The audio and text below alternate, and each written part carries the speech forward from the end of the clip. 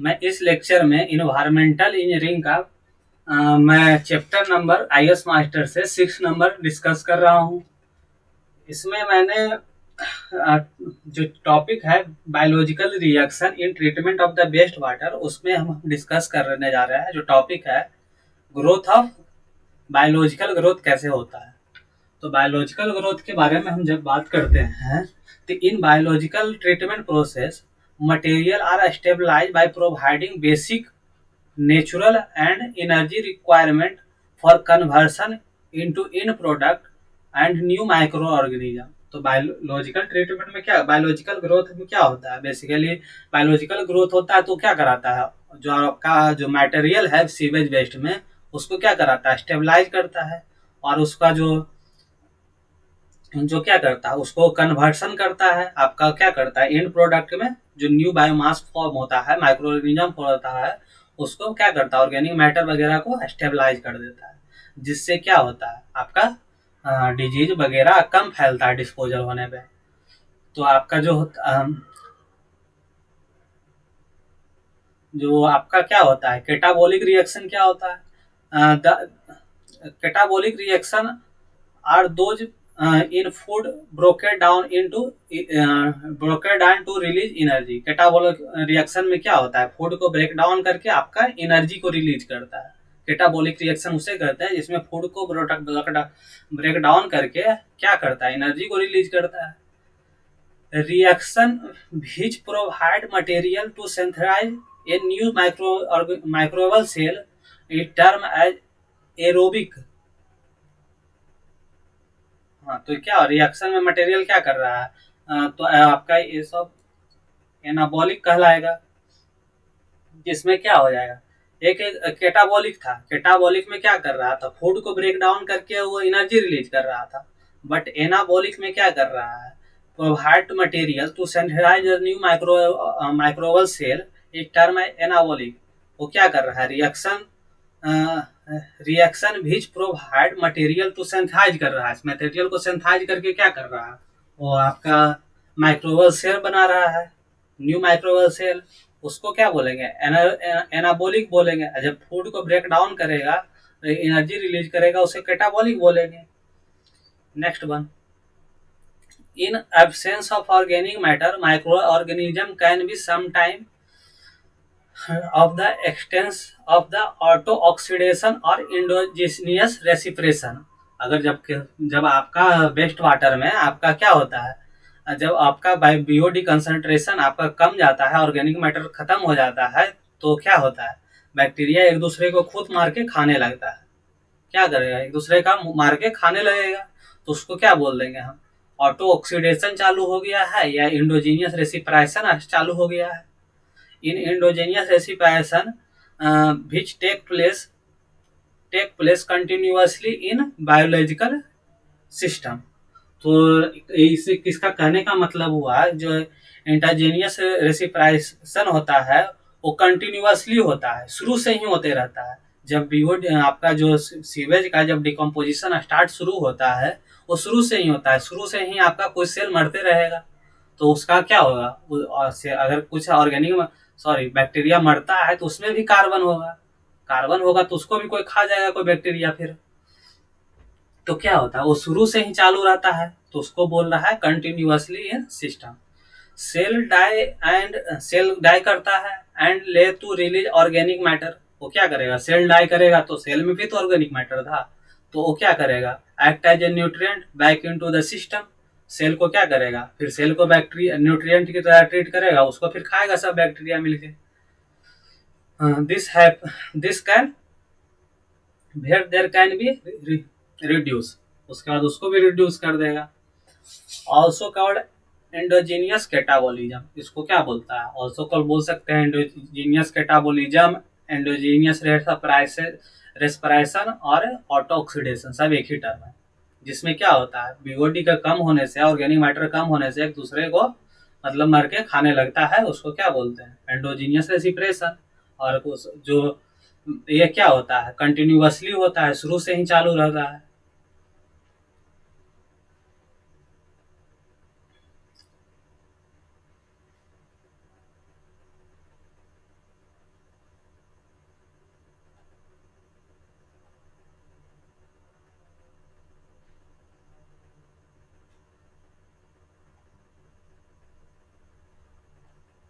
Next topic है आपका biological growth in oxidation system assume as a following.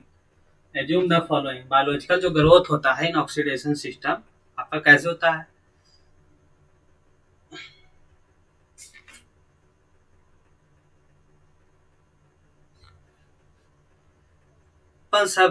Sample supply the of the carbon, nitrogen, phosphorus source as the able to synthesize a new cell and empirical formula for this। आपका जो होता है, जो आपका new cell जो form होता है वो क्या करेगा, नाइट्रोजन कार्बन एंड फास्फोरस को खा के क्या करेगा, अपना कॉलोनी को बढ़ाएगा। तो जो एम्पेरिकल फॉर्मूला न्यू सेल का आपका जो होता है, जो ये होता है, not remember it, not important for example, जो आपका जो BOD5 N and phosphorus, nitrogen and phosphorus का रेशियो होगा 100:5:1, 100:5:1 हो जाता है। Biological growth of the oxidation system के लिए जो BOD आपका जो BOD आपका जो रेशियो होगा, BOD नाइट्रोजन फास्फोरस का रेशियो होगा 100:5:1 होता है। ये इम्पोर्टेंट है। The sufficient energy available in the organic matter, आपका सिंथेसाइज होने के लिए, जब बायोलॉजिकल एक्टिविटी होने के लिए आपका सफिशियंट ऑर्गेनिक मैटर होना चाहिए। Inorganic growth of nutrients such as calcium, cobalt, iron, manganese, potassium etc present in a small amount is necessary. Yes, of not important basically. Appropriate growth of the nutrient are present.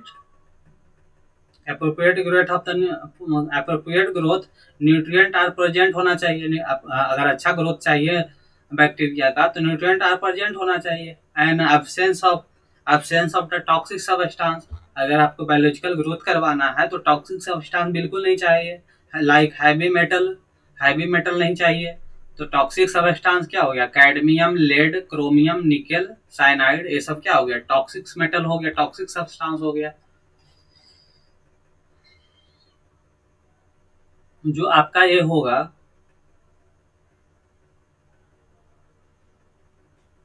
इसमें एक graph है जो गलत दिया हुआ, ये कुछ ऐसा ग्राफ हो जाएगा,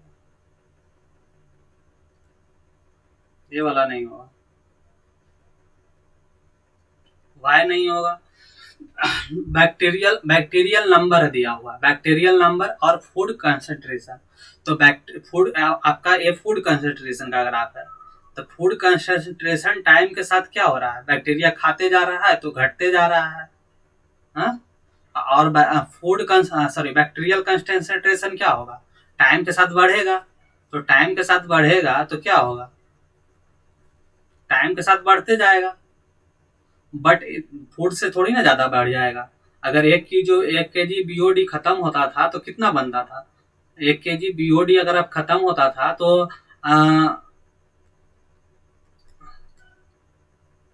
तो कितना बनता था, एरोबिक वाला क्या बनता था, 400 से 800 ग्राम एरोबिक बैक्टीरिया बनता था। अनएरोबिक वाला कितना बनता था, 80 से 200 ग्राम, 80 से 200 ग्राम बैक्टीरिया बनता था। तो क्या है, टोटल फूड से तो कम ही रहेगा ना हर हमेशा। ये फूड लाइन है तो टोटल फूड से तो हर हमेशा नीचे ही रहेगा बैक्टीरिया वाला। तो ये कुछ ऐसा हो जाएगा। तो इसमें फर्स्ट पेज होता है आपका लैग फेज। इसमें क्या होता है, एक्सेलरेशन पीरियड होता है। इसमें क्या होता है, बैक्टीरिया अपने आप को ग्रोथ करता है स्लोली, बट लॉगरिथमिक फेज में क्या करता है, अपने आप को बैक्टीरिया हाईली रेट से मल्टीप्लाई करता है और BOD को घटाता है। एक टाइम आएगा कि BOD एक एक्सर्टेड और फूड का कंसंट्रेशन सेम हो जाएगा। उसके बाद क्या होगा, डिक्लाइन ग्रोथ रेट। उसके बाद आपका क्या होगा, डिक्लाइन ग्रोथ रेट होगा। बैक्टीरिया क्या होगा, फिर धीरे धीरे घटने लगेगा एक पीक पे जाके।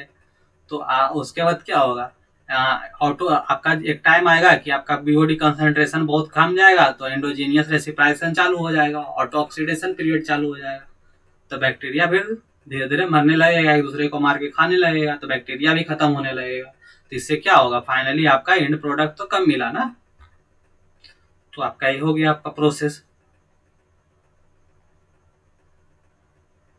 In domestic sewage satisfy all three requirement, जो आपका डोमेस्टिक सीवेज होता है वो ऑल थ्री रिक्वायरमेंट सेटिस्फाई करता है कि एनर्जी आपका गुड होगा, good level of the organic matter होगा, न्यूट्रिएंट्स अच्छा होगा डोमेस्टिक सीवेज में, presence of the heavy metal नहीं होगा डोमेस्टिक सीवेज में, मे बी इंडस्ट्रियल में हो सकता है। तो डोमेस्टिक जो सीवेज होता है ऑल क्राइटेरिया सेटिस्फाई कर रहा है, नाइट्रोजन एंड फास्फोरस एक्सेस होता है इसमें। तो इंडस्ट्रियल वेस्ट वाटर में be lacking some essential component, nutrient and supplementation may be need to effective biological treatment. तो आपका क्या करना पड़ेगा, न्यूट्रिएंट को सप्लीमेंटेशन करना पड़ेगा, आपको ऐड करना पड़ेगा इंडस्ट्रियल के लिए। It is also important to reduce the concentration of the toxic substance. आपको बायोलॉजिकल एक्शन करवाना है तो टॉक्सिक सबस्टांस को रिमूव करने पड़ेगा आपको, इनॉकस लेवल तक करना पड़ेगा। Industrial waste are treated such and need to pre treatment of the industrial waste water before discharge into में। ये पहले वाला ही चैप्टर में हम डिस्कस कर चुके हैं कि हमको इंडस्ट्रियल वेस्ट वाटर को ट्रीटमेंट करना है तो उससे पहले ही आपको म्यूनिसिपल सीवर से मिलाने में पहले से उसको क्या करना पड़ेगा, प्री ट्रीटमेंट करना पड़ेगा, उससे टॉक्सिक मटेरियल वगैरह उससे हटाना पड़ेगा। ये बहुत सारे साइकिल्स है, पहले मैं थ्योरी वाला पोर्शन खत्म कर देता हूँ। Various type of the bacteria, various type of the bacteria कौन कौन सा होता है?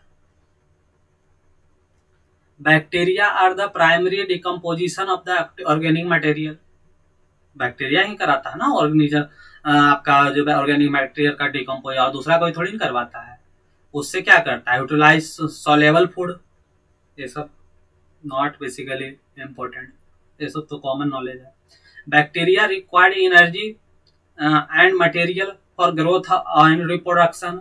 बैक्टीरिया क्या करता है, एनर्जी को कंज्यूम करता है और मटेरियल को कंज्यूम करता है फॉर ग्रोथ एंड रिप्रोडक्शन करने के लिए, मल्टीप्लाई करने के लिए अपने आप को। Energy of the bacteria is derive from the biochemicals oxidation और रिडक्शन ऑफ द इनऑर्गेनिक और ऑर्गेनिक कंपाउंड। जो एनर्जी बैक्टीरिया लेता है एरोबिक रिएक्शन में किससे लेता है, ऑर्गेनिक मैटर से लेता है। एनारोबिक रिएक्शन में किससे लेता है, एनारोबिक कंपाउंड से लेता है, लाइक CO2, इससे कार्बन तोड़ के लेता है। और एरोबिक रिएक्शन में किससे लेगा, कार्बन ऑर्गेनिक कंपाउंड से लेगा। और एनारोबिक रिएक्शन में किससे लेगा, इनऑर्गेनिक कंपाउंड लाइक CO2 से लेगा। CO2 से वो क्या करेगा, तोड़ के एनर्जी लेगा। पहले भी चैप्टर में मैं इस टॉपिक को डिस्कस कर चुका हूँ। मटेरियल इज फ्रॉम इनऑर्गेनिक और ऑर्गेनिक कंपाउंड। वो मटेरियल जो ड्राइव करता है, वो लाता है खाने के लिए, यूज के लिए, वो इनऑर्गेनिक ऑर्गेनिक सबस्टेंस दोनों से लेता है। Bacteria are classified to the energy और मटेरियल सोर्स दे रिक्वायर्ड। तो ऑटोट्रॉफ बैक्टीरिया क्या करता है, ऑटोट्रॉफ बैक्टीरिया है। ऑटोट्रॉफ बैक्टीरिया क्या करेगा, आपका drive energy and material from the inorganic substance. Autotrophs के कहाँ से एनर्जी लेता है, inorganic substance like CO2। CO2 क्या है, इनऑर्गेनिक सबस्टेंस है।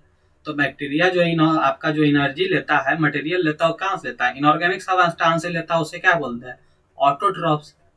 हेटरोट्रॉफ्स किसको बोलेंगे, जो आपका ड्राइव करेगा बोथ एनर्जी एंड मटेरियल, आपका कहाँ से करेगा, ड्राइव करेगा एनर्जी एंड मटेरियल, वो कहाँ करेगा, ऑर्गेनिक कंपाउंड से करेगा। और पहले भी डिस्कस कर चुके हैं दोनों को। एक नया टर्म आता है फोटोट्रॉप्स। फोटोट्रॉप्स होता है, वो क्या करता है, utilize the sunlight as a energy source. Sunlight को फोटोट्रॉप्स क्या करता है, फोटोसिंथेसिस पे से ही आया है फोटोट्रॉप्स।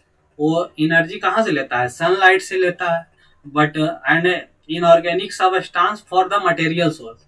वो खाने के लिए क्या यूज करता है, वो इनऑर्गेनिक सबस्टेंस को करता है।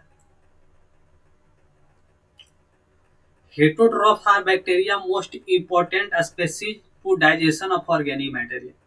हेटरोट्रॉफ्स है जो ज्यादा इंपॉर्टेंट है digestion of the organic material के लिए, because they are the faster act. पहले ही डिस्कस कर चुके हैं, जो एरोबिक बैक्टीरिया है उसको क्या बोल देता है, heterotrophs.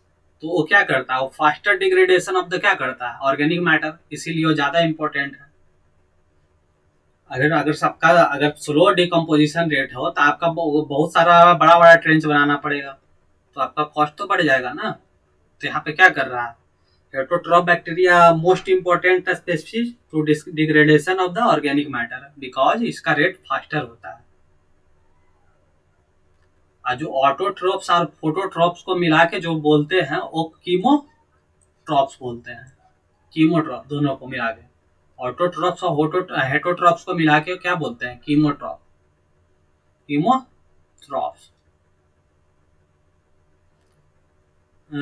Next one, aerobic heterotrophs, anaerobic heterotrophs और फैकल्टेटिव हेटोट्रॉप। एरोबिक हेटोट्रॉप्स होता है aerobic bacteria, aerobic bacteria normally utilize the organic matter in presence of organic matter, sorry oxygen के प्रेजेंस में करेगा। जो एरोबिक कहलाएगा, एनारोबिक बैक्टीरिया क्या करेगा, ऑर्गेनिक मैटर यूटिलाइज करेगा absence of oxygen, simple one. और फैकल्टेटिव वो क्या करेगा, दोनों के एब्सेंस एंड प्रेजेंस दोनों के प्रेजेंट में करेगा। ये सब बहुत इजी था, आप रीड कर लेना।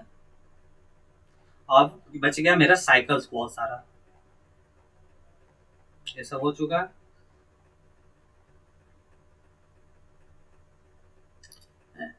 साइकिल्स में क्या पढ़ना है, various natural cycles, aerobic cycle और एनारोबिक साइकिल।